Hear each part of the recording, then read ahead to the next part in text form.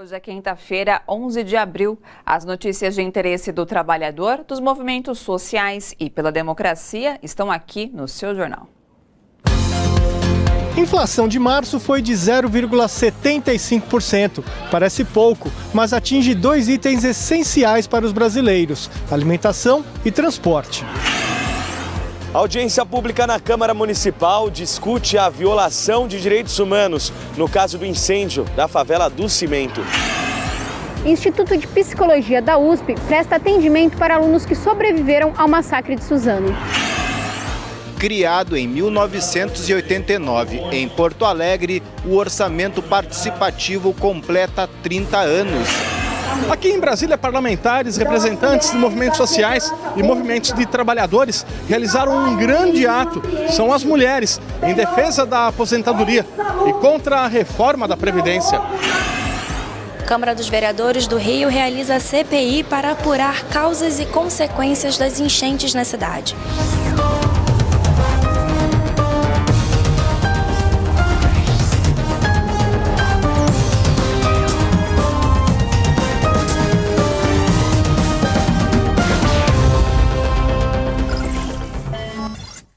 Na hora de comprar comida ou colocar combustível no carro, o brasileiro percebe que os preços estão subindo e muito. A inflação no mês de março chegou a 0,75% e é a mais alta desde 2015. Alimentos como tomate, feijão e batata estão entre os que mais subiram. Veja na reportagem de Jô Miyagi. Na Feira Livre, os consumidores percebem nitidamente a alta no preço dos alimentos, um dos principais responsáveis pela inflação de 0,75% em março. O que o senhor está achando desse preço de batata? Roubo, assalto à mão armada. Achei o tomate muito caro, que devia estar o preço melhor, né? Mais baixo, né? O tomate subiu quase 32%, a batata 21% e o feijão carioca 13%. Tá caríssimo, né? A batata tá R$6 o quilo. O tomate tá R$12. Tá muito caro, né? Muito caro.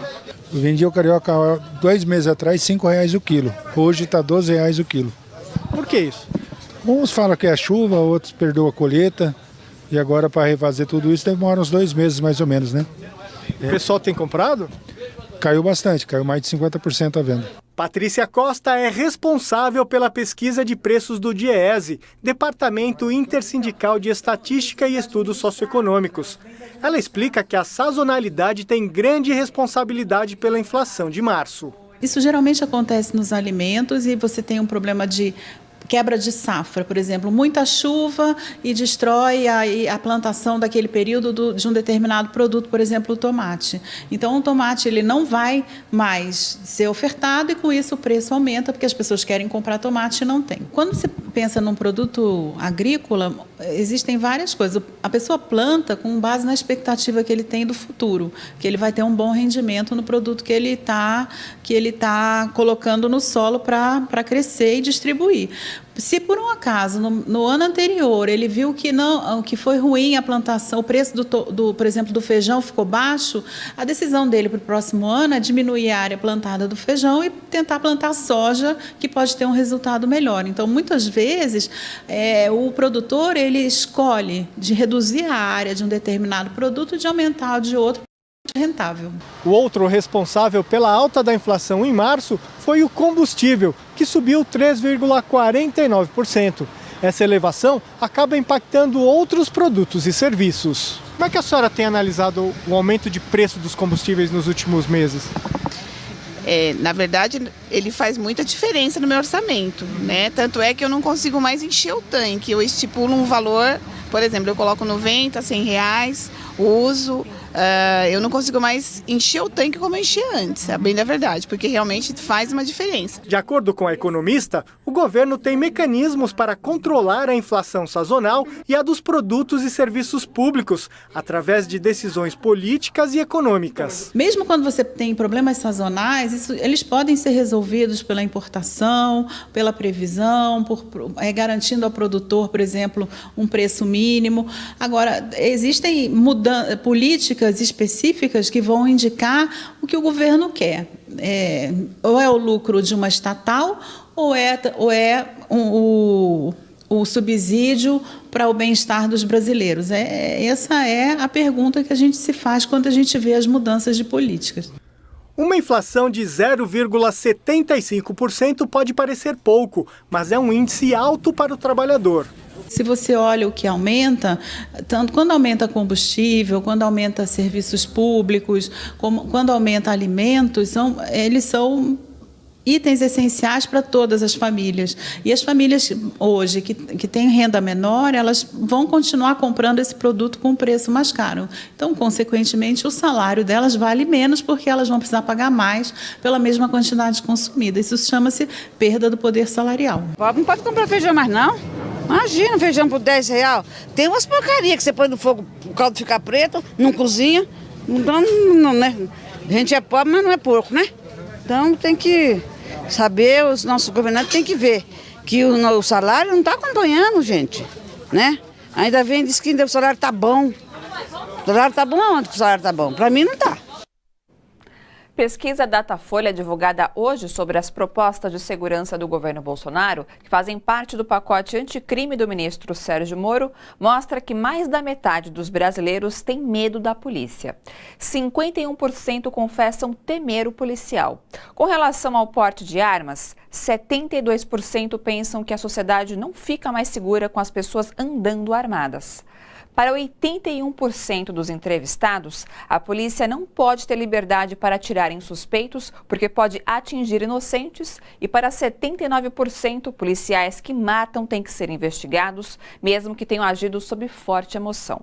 Ao comentar a pesquisa, que ouviu 2.800 pessoas, o ministro Sérgio Moro disse que ela foi mal feita.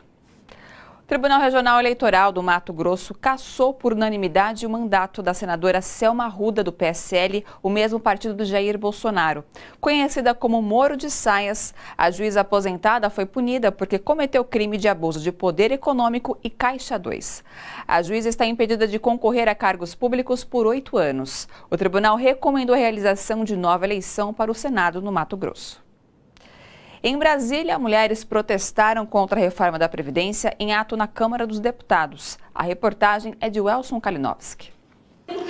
O ato de mulheres em defesa da aposentadoria e contra a reforma da Previdência lotou o auditório Nereu Ramos, na Câmara. Parlamentares e representantes da sociedade civil organizada criticaram as mudanças propostas pela PEC que tramita na casa, que altera, por exemplo, a idade mínima aos 62 anos, e o tempo mínimo de contribuição de 30 anos para elas terem direito ao benefício. Essa reforma não reconhece que há diferenças entre a vida laboral das mulheres e dos homens, mulheres que têm precarização, as mulheres que quase metade não tem carteira assinada no trabalho, não contribuem para a Previdência, são mulheres que estão excluídas já do mercado, já têm remuneração menor e no alcance da aposentadoria elas não conseguem alcançar.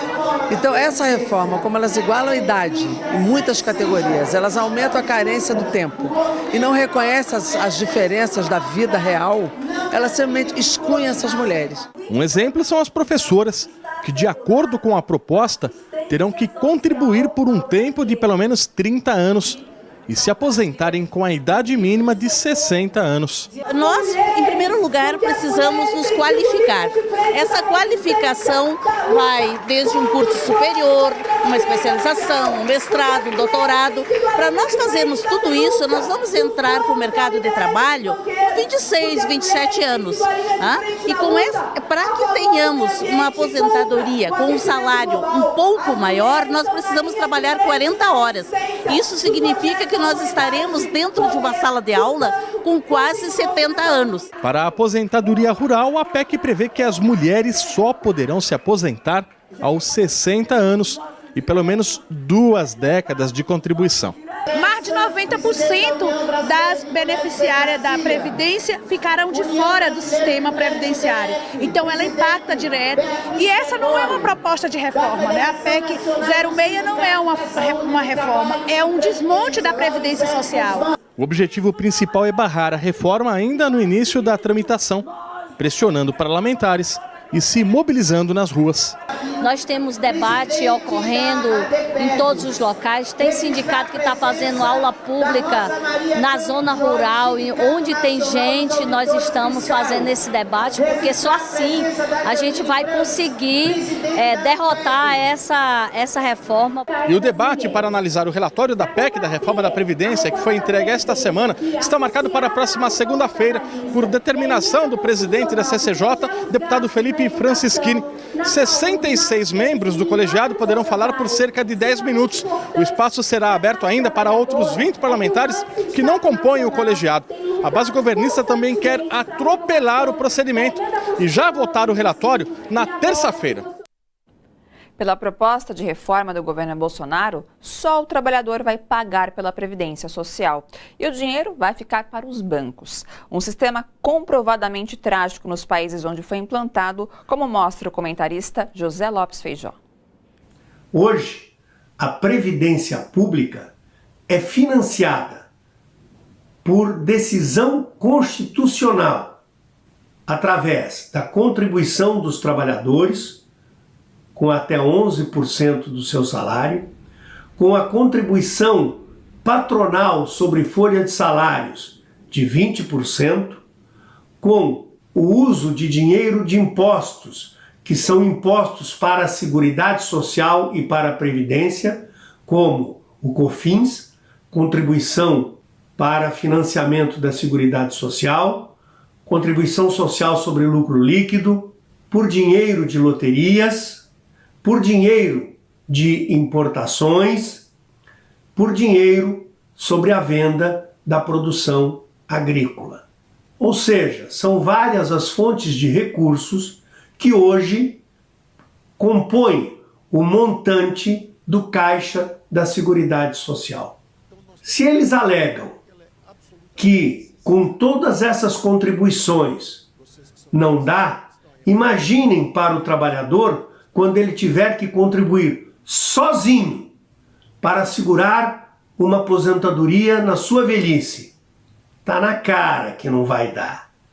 Como já provam os regimes deste tipo implantados em mais de 30 países e que são um verdadeiro fracasso, a ponto desses países estarem revendo esse sistema, porque só serviu para criar uma população de idosos pobres, gerando, inclusive, como no caso do Chile, um recorde mundial de suicídio de idosos desesperados pela falta de renda para a sua subsistência.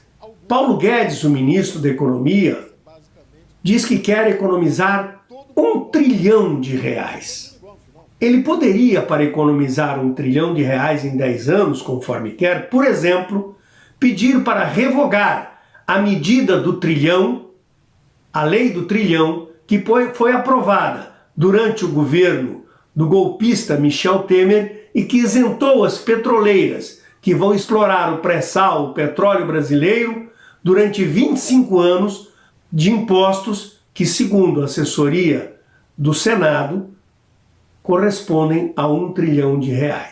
Poderia, por exemplo, acabar com todas as isenções fiscais, poderia combater a sonegação fiscal e a evasão fiscal, que no Brasil significa alguma coisa em torno de 500 bilhões por ano, poderia fazer com que a fiscalização da Receita fosse reforçada para que os 30 bilhões aproximadamente de dinheiro descontado do salário dos trabalhadores para a Previdência e que é sonegado pelos empregadores fosse arrecadado, poderia ainda cobrar os grandes devedores da Previdência, que devem em torno de 450 bilhões, dos quais 175 bilhões são com certeza recuperáveis. Isso sem contar uma reforma tributária que impusesse um imposto sobre grandes fortunas e grandes heranças. Como se vê, se o objetivo fosse mesmo de economizar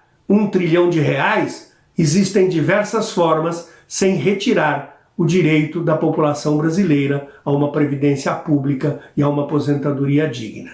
Mas a verdade é que o projeto só tem um objetivo: de fazer com que os patrões deixem de pagar a sua contribuição à Previdência, fazer com que esse dinheiro da contribuição dos trabalhadores vá todo para a gestão dos bancos, para engordar os seus já fabulosos lucros. Esse é o grande objetivo da reforma da Previdência de Bolsonaro e Guedes. Condenado à prisão por injúria contra a deputada federal Maria do Rosário, do PT do Rio Grande do Sul, o apresentador Danilo Gentili recebeu hoje a solidariedade de Jair Bolsonaro. No Twitter, Bolsonaro diz que o apresentador apenas exerceu seu direito de livre expressão e que ele próprio, ao ser alvo de humoristas, compreende que são piadas e isso faz parte do jogo. Gentili se disse honrado com o apoio de Bolsonaro. Ao longo dos primeiros 100 dias de governo, Bolsonaro dedicou grande parte do tempo a comentar na internet fatos sem relação com o cargo de presidente, como a condenação de Danilo Gentili. Mas, curiosamente, entre esses inúmeros comentários, não há uma linha sequer sobre o fuzilamento do músico Evaldo Santos por soldados do Exército no Rio de Janeiro. A Comissão de Direitos Humanos da Câmara Municipal de São Paulo realizou nesta manhã uma audiência pública para discutir a violação de direitos humanos na favela do Cimento, que ficou completamente destruída após um incêndio. Infelizmente, um morador morreu na tragédia. Veja na reportagem de Leandro Chaves. O incêndio na favela do Cimento, no entorno do viaduto Bresser, zona leste de São Paulo, ocorreu no dia 23 de março, véspera de uma reintegração de posse que ocorreria no local, determinada pela Justiça. Os moradores desabrigados reclamam do descaso do poder público e da ação truculenta da polícia militar durante a remoção das famílias. Vi da forma que os policiais chegaram, abordando o dia inteiro, eles passando, oprimindo, passava, não respeitava. Esse dia não teve muita doação, foi muito tenso no lugar. Após o incêndio, cerca de 200 famílias estão abrigadas neste galpão, bem ao lado da estação Bresser do metrô, na Moca. A prefeitura informou que chegou a cadastrar 215 famílias para serem levadas a centros de acolhimento, o que não foi bem recebido pela maior parte da comunidade. Eu mesmo fui uma das pessoas que eu falei que eu não iria, porque eu mesmo, no meu caso, eu tenho meus bichinhos, entendeu? E como é que eu ia levar meus animais para dentro do CTA? Como é que eu ia viver uma vida, a vida que eu gosto de ser livre lá dentro? Eles vão querer prender, né? Tudo aquilo que tinha sido acordado, que a juíza da vara da Fazenda Pública acordou, a prefeitura não cumpriu. Então, há um grupo pequeno que foi acolhido no CTA do Canindé, só que a própria prefeitura não apresenta a lista de quantos estão acolhidos e onde estão acolhidos. Há muita gente espalhada na rua, há pessoas em outras ocupações, há pessoas que alugaram outros espaços. E há uma questão muito séria também de que o espaço não foi preservado para fazer uma perícia. Porque todos perguntam quem começou o incêndio, como o incêndio começou. Hoje, a Comissão de Direitos Humanos da Câmara Municipal realizou uma audiência pública para apurar as violações cometidas na favela do Cimento. A forma como tudo foi conduzida é que precisa ser objeto de melhor reflexão, inclusive para prevenir e não permitir que acontecimentos desta ordem se repitam na cidade de São Paulo. Moradores da comunidade, policiais e secretários da Segurança e da Assistência Social puderam apresentar suas versões. No dia, não foi só agressão psicológica, teve também agressão. Eu estava com uma criança, socorrendo uma criança, e eu acabei sendo ferido na minha perna, tanto com o tiro quanto com bomba. E fora a expressão verbal, porque a gente já tinha se retirado do local, ninguém estava em cima da corporação, não teria o porquê eles ter vindo em cima de nós, principalmente com criança no colo. Eu filmei 3 policiais em cima de um rapaz. Eles pegaram, filmando, eles quebraram meu celular. O secretário municipal de Assistência e Desenvolvimento Social, Marcelo Costa Del Bosco, negou que a polícia tenha agido com truculência e elogiou a atuação dos militares. Não teve um momento de violência e de falta de humanização na operação. E quero aqui agradecer o trabalho dessas forças, desses trabalhadores, seja da Força de Segurança, da Polícia Militar e da Guarda Civil Metropolitana, como das secretarias que estavam ali presentes. Nós somos seres humanos. Muitas dessas cadeiras dali, tá ali, sabe por quê? Não por ser negro, não por ser gay, porque precisou do nosso voto como ser humano. E a gente tem que ser respeitado por ser humano antes de mais nada. Depois do intervalo, a Prefeitura decreta estado de calamidade no Rio por causa da chuva. Você vai ver já já.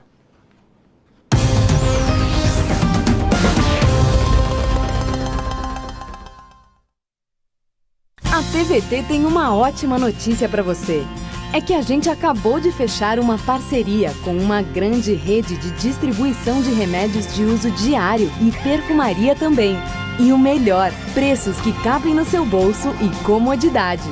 É só fazer o seu pedido pelo site bomparatodos.net ou no WhatsApp, que em pouquíssimo tempo tudo chega na sua casa, rapidinho.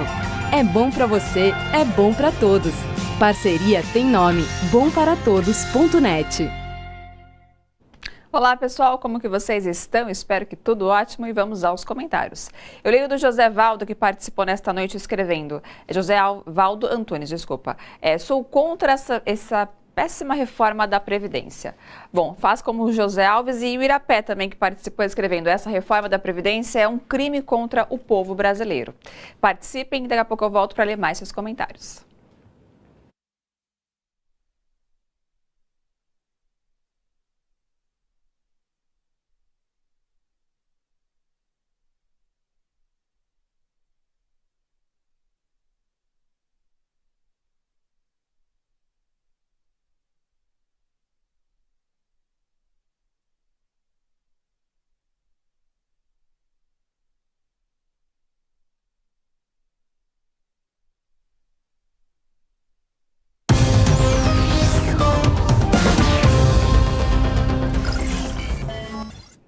A juíza Diana Vanderlei, da 5ª Vara Federal em Brasília, proibiu o governo de retirar radares de rodovias federais e determinou que sejam renovados por 60 dias contratos que estejam perto de terminar. Atendeu assim o pedido do senador Fabiano Contarato, que ajuizou a ação popular depois que Jair Bolsonaro ter anunciado que não renovaria os contratos de radares em estradas. A juíza considerou indevida a ingerência do governador do DENIT, o Departamento Nacional de Infraestrutura de Transportes, sem lastro técnico, baseada apenas na opinião pessoal de Bolsonaro. Antes de mais nada, decretou a juíza, é preciso realizar estudos técnicos de forma isenta, já que radares são úteis para a diminuição de acidentes e mortes no Brasil e no mundo.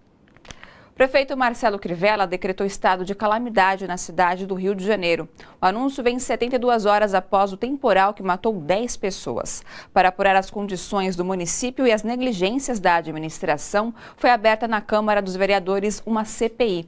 A comissão recebeu hoje especialistas para discutir medidas de prevenção e contenção de danos. Veja na reportagem de Viviane Nascimento. Um cenário de destruição que se repete constantemente na cidade. Apesar do prefeito Marcelo Crivella classificar as chuvas desta semana como atípicas, o Rio de Janeiro tem um longo histórico de problemas causados pelos temporais. Enchentes, desabamentos, deslizamentos, mortos, feridos e desabrigados, infelizmente, fazem parte da rotina do noticiário da cidade. Mas, segundo especialistas, não deveria ser assim. O Rio de Janeiro, pelo menos na última gestão, está muito falho, né, numa política de prevenção de inundações, enfim. Tem uma série de medidas que poderiam ter sido feitas em Tabueiro, que é dragagem de rios, enfim, que é uma série de medidas que têm que ser feitas cotidianamente, que não são medidas de grandes obras muito caras, mas que têm um efeito importante, né? Outra coisa, o Rio de Janeiro tem um plano municipal de drenagem, manejo de águas pluviais, assim, que tem várias ações que são propostas e isso aparentemente está na gaveta, né? Porque nada disso ainda foi colocado em prática. O plano foi aprovado no final da gestão do Eduardo Paes em 2015. A responsabilidade da prefeitura nas tristes consequências das chuvas parece grande. Vereadores acusam Crivella de reduzir os investimentos em medidas de prevenção em pelo menos 71%, comparado com a gestão anterior. São ações ligadas, por exemplo, à contenção de encostas e drenagens de galerias pluviais. Uma CPI foi criada na Câmara Municipal para investigar esses fatos.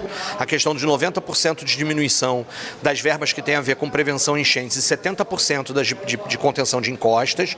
Este é o dado inicial, mas o Crivella, por exemplo, sempre responde dizendo que há outras verbas que não estão nessas rubricas e estão em outras. Portanto, a gente precisa que o secretário aqui venha explicar e a gente possa saber de fato, comparar onde é que houve corte, como é que estão, quantas equipes estão disponíveis. A denúncia, por exemplo, de que no primeiro dia dessas chuvas mais recentes, só 20 pessoas estavam nas ruas para atender a população, é uma denúncia muito grave e precisamos saber disso. E esse fato de serem poucas pessoas para atender a população decorre desses cortes de verbas, portanto é uma responsabilidade muito séria da Prefeitura. A CPI das enchentes foi motivada pelas chuvas que caíram na cidade em fevereiro de 2019, mas acontece num cenário de nova destruição causadas pelas chuvas desta semana.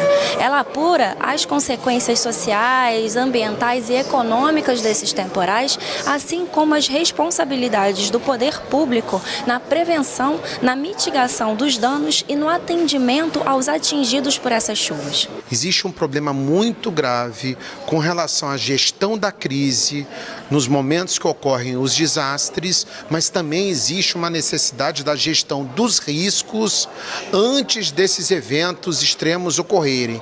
E para isso o saneamento é fundamental para evitar esses problemas. E a saúde pública tem que estar preparada para atender os diversos atingidos que sofrem com essas calamidades. Tudo isso está no escopo desta CPI para apurar as responsabilidades e propor mudanças, questões para prevenir chuvas futuras. As chuvas são inevitáveis, as mortes são evitáveis e é por isso que essa CPI funciona.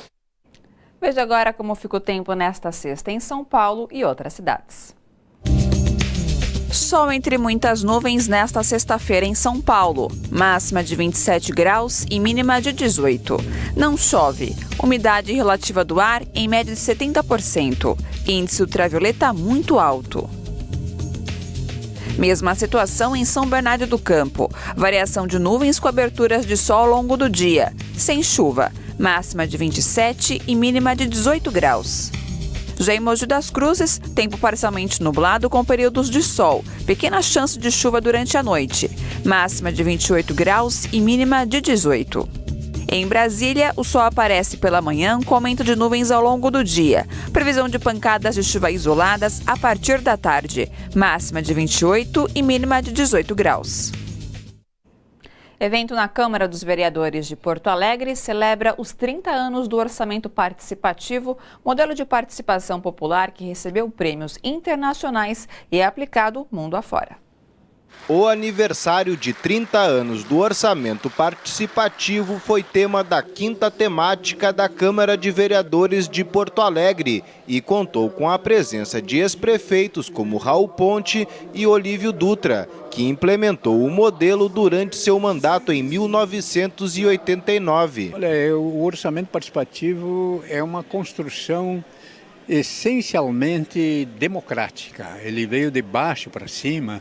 Os movimentos sociais, populares, comunitários, já de muito tempo, né, antes de eu ser prefeito, levantavam essa questão: como é que é o orçamento, a receita e a despesa, quem é que discute isso? Será que não dá para abrir essa caixa para a gente ver se direciona melhor, tanto receita quanto não é despesa? E então, quando nós chegamos na prefeitura, nós já tínhamos essa demanda. Nós estamos comemorando aqui os 30 anos de implantação do orçamento participativo e este processo é riquíssimo, né? Se estendeu para o mundo inteiro.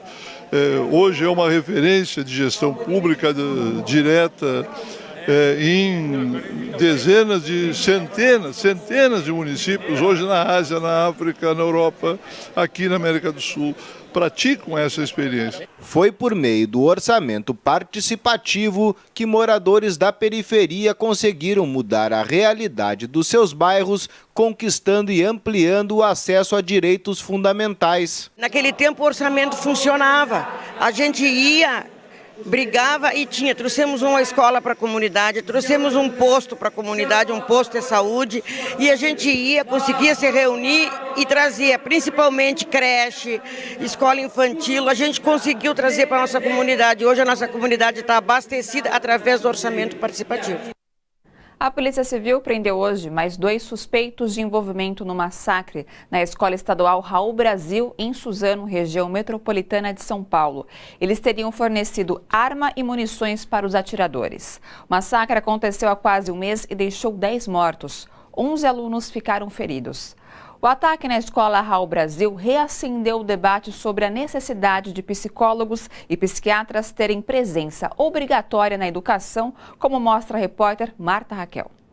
O massacre em Suzano trouxe à tona um assunto pouco discutido, o acompanhamento psicológico de estudantes. Ainda para as áreas de saúde, de educação, para a própria psicologia, ainda é muito difícil da gente encontrar explicações para tragédias como essa. Por quê? Porque você vê situações que são muitas vezes idênticas e que situações dessa natureza não aconteceram. Mas nos faz pensar o que nós estamos realmente oferecendo para os nossos jovens, como é que nós estamos ouvindo, entendendo as demandas da juventude hoje. Sobreviventes do ataque na Escola Raul Brasil estão recebendo um acompanhamento psicológico com profissionais da USP, a Universidade de São Paulo. Nós mobilizamos alguns docentes que estão diretamente ligados a essas ações e formamos uma equipe de 8 pessoas que no mesmo dia, no dia 13,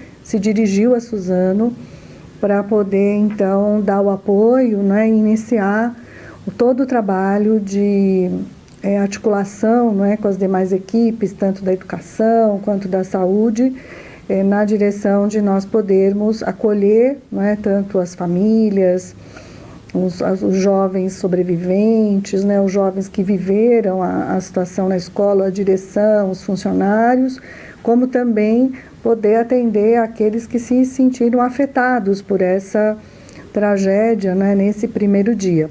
Um evento do Instituto de Psicologia da USP discutiu durante todo o dia de hoje a importância de ter acompanhamento psicológico para alunos, professores e funcionários das escolas do Fundamental, Médio e das faculdades. Nessa primeira parte, nós discutimos o tema da loucura entre nós e na segunda parte do evento a gente vai discutir projetos dentro da universidade que levam em conta a questão do sofrimento dos estudantes.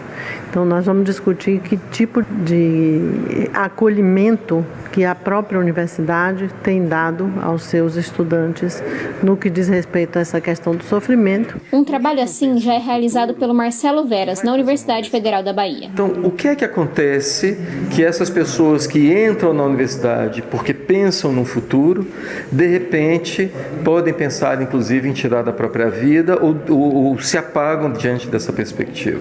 Dentro disso foi preciso tecer estratégias, e é um pouco o que a gente fez na Universidade Federal da Bahia, estratégias inicialmente para escutar essas pessoas. Em 14 meses de funcionamento, nós fizemos cerca de 2.000 atendimentos. Na USP, um programa parecido está sendo implementado. Em menos de um ano, 150 alunos já passaram com psicólogos. São membros dos laboratórios que estão fazendo mestrado, doutorado, pós-doutorado e que têm colaborado de uma maneira exemplar no cuidado ao estudante. Muitas vezes eles têm problemas psiquiátricos, depressão, ansiedade, transtornos de personalidade, transtornos bipolares, então procuramos orientá-lo da melhor maneira possível de como conseguir um acompanhamento no hospital universitário, no Instituto de Psiquiatria, mas o que mais os alunos solicitam é psicoterapia.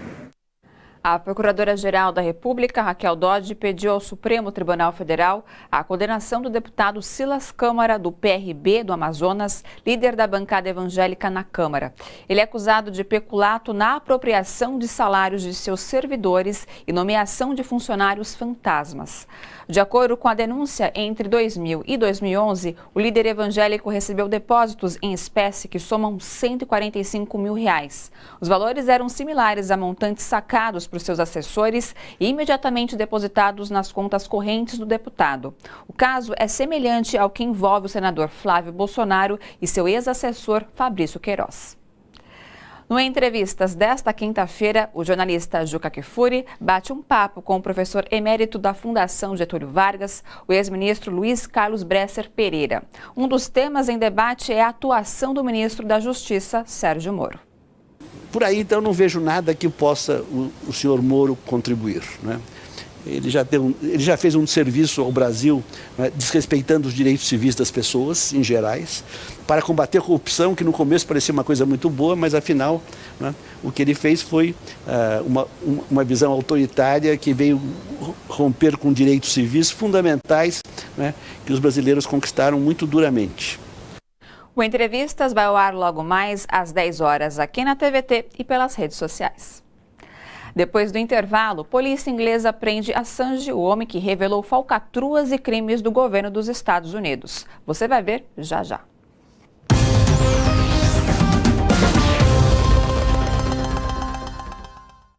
A TVT tem uma ótima notícia para você. É que a gente acabou de fechar uma parceria com uma grande rede de distribuição de remédios de uso diário e perfumaria também. E o melhor, preços que cabem no seu bolso e comodidade. É só fazer o seu pedido pelo site bomparatodos.net ou no WhatsApp, que em pouquíssimo tempo tudo chega na sua casa, rapidinho. É bom para você, é bom para todos. Parceria tem nome, bomparatodos.net. Pessoal, de volta com os comentários, eu leio da Lívia Mara Malaquias. É muito triste ver o que está acontecendo com o Rio. O Joel escreveu: difícil a vida do povo que precisa se preocupar com o preço e agrotóxico dos alimentos. O Isaías Santos: com o liberalismo total, o governo não consegue controlar nem fiscalizar os preços. Fica nas mãos do mercado. O Francisco Chaves Trigueiro: execráveis esse presidente e esse pseudo-humorista. E a Isabel Cristina: a truculência policial tem apoio neste governo, por isso os abusos são constantes. Não saiam daí que daqui a pouco eu volto com mais comentários.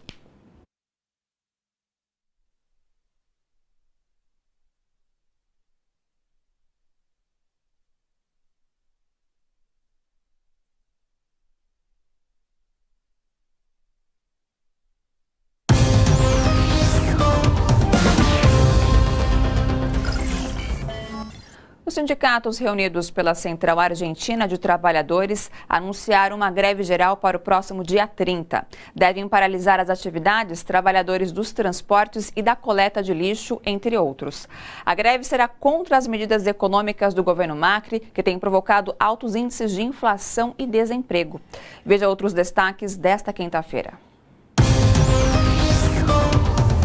Coreia do Sul invalida a lei que proíbe o aborto no país. Vigente há 65 anos, a lei deve ser mudada até o fim de 2020. O país é um dos últimos desenvolvidos que proíbem o aborto, exceto em casos de estupro, incesto ou risco para a mãe. Fora destes casos, as mulheres que recorrem ao procedimento podem ser condenadas a 1 ano de prisão e ao pagamento de multa. União Europeia concorda pela segunda vez em prorrogar o Brexit, a saída do Reino Unido do bloco. O presidente do Conselho Europeu, Donald Tusk, confirmou que o novo prazo é 31 de outubro. Não fosse esta decisão, havia o risco do Reino Unido ter que deixar o bloco nesta sexta-feira, sem um acordo detalhando os termos da separação. A Argélia marca eleições presidenciais para 4 de julho. O pleito seria realizado inicialmente no dia 18 de abril, mas foi adiado devido a uma série de protestos contra a candidatura para o 5º mandato do então presidente Abdelaziz Bouteflika. As manifestações obrigaram o ex-chefe de Estado a se retirar da disputa e a renunciar ao cargo após 20 anos no poder. Índia inicia as maiores eleições da história com 900 milhões de eleitores. O pleito será dividido em 7 fases que irão durar mais de um mês. Serão escolhidos membros do Congresso que vão indicar o novo primeiro-ministro. Narendra Modi concorre à reeleição. Seu principal adversário é Rahul Gandhi, filho, neto e bisneto de ex-primeiros ministros indianos.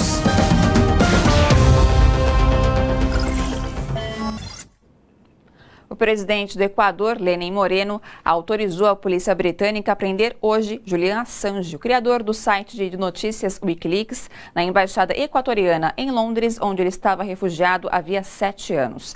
Imediatamente surgiram as primeiras reações. A análise é do comentarista internacional Flávio Aguiar. A Rússia reagiu imediatamente condenando a detenção de Assange, que inclusive recebeu o apoio de Edward Snowden, o outro whistleblower, né, que agora está refugiado na Rússia. O governo britânico saudou a decisão do Equador, dizendo inclusive que ninguém está acima da lei, nem mesmo Julian Assange. Agora, Assange vai enfrentar, no mínimo, um julgamento, um processo de julgamento dentro do Reino Unido por violar os termos do acordo quando da sua detenção devido ao pedido de extradição feito pela Suécia com acusações de estupro e assédio sexual. Acusações essas e processos que foram retirados pela Suécia, isso não existe mais. Pode haver um pedido de extradição por parte dos Estados Unidos, uma vez que foi revelado não faz muito que existia até um processo secreto contra Julian Assange. O governo equatoriano diz que obteve do governo do Reino Unido um compromisso por escrito de que Assange não será extraditado para um país onde possa fazer frente à tortura ou à pena de morte. Segundo alguns analistas, isso não elimina a possibilidade de extradição para os Estados Unidos. Bastaria que o governo norte-americano eliminasse a possibilidade de aplicar a pena de morte no caso de Assange, que seria acusado da revelação de documentos secretos e de traição, portanto, em relação ao governo norte-americano. Segundo outros analistas, isso será muito difícil, essa extradição, porque as leis da União Europeia, às quais ainda o Reino Unido está submetido, pois ele ainda não saiu oficialmente da União Europeia, proíbem a extradição de pessoas para países que tenham a pena de morte na sua legislação. Agora, o que vai acontecer com Julian Assange vai depender realmente também das injunções políticas internas do Reino Unido e também da própria União Europeia. O jornal britânico The Guardian, por exemplo, publicou um editorial antes mesmo da prisão de Assange, dizendo que seria indevido extraditar Assange para os Estados Unidos de Donald Trump. Lembrando que, entre outras coisas, Chelsea Manning, o whistleblower também, que facilitou o acesso de informações para Assange, que era na época parte do exército norte-americano, ela foi detida, depois foi solta na gestão de Obama, que a indultou, e agora está presa novamente na gestão de Donald Trump.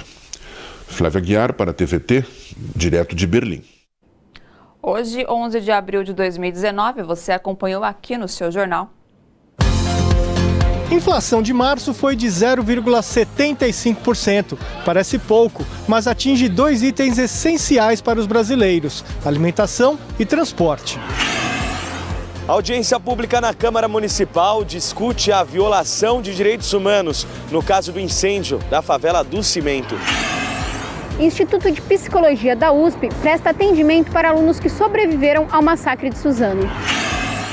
Criado em 1989 em Porto Alegre, o orçamento participativo completa 30 anos.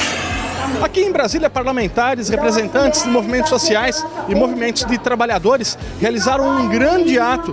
São as mulheres, em defesa da aposentadoria e contra a reforma da Previdência. Câmara dos Vereadores do Rio realiza a CPI para apurar causas e consequências das enchentes na cidade. Para assistir às reportagens do seu jornal e também os outros conteúdos produzidos pela TVT, é só acessar o nosso portal. O seu jornal termina aqui. Boa noite a todos e a todas. Até amanhã. E a luta por direitos humanos e democracia continua.